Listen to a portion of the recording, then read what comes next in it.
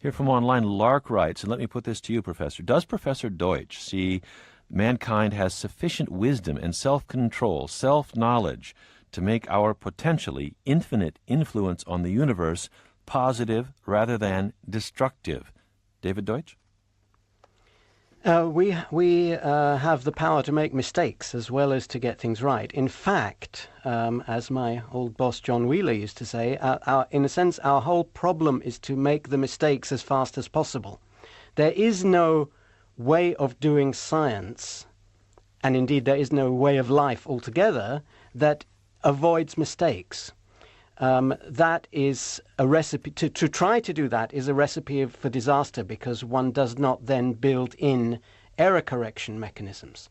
Science is one gigantic error correction mechanism where we try to find out all our misconceptions, and we're expecting even our most cherished beliefs eventually to turn out to be flawed in some way or another. So we have to be open to that, and we have to be ready to cope with the practical consequences of being wrong.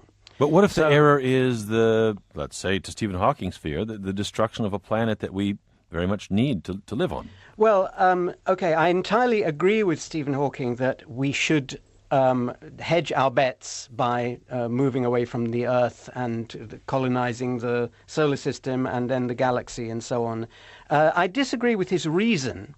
His list of reasons, I think, are all rooted in this rather ancient, pre-scientific way of looking at the world, which has survived in certain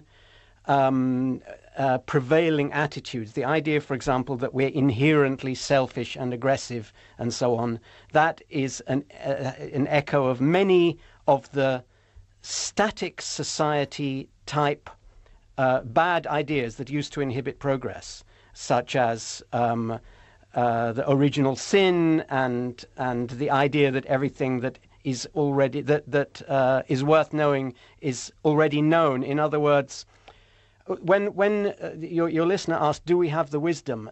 This kind of assumes that wisdom is a static thing which you can have in advance.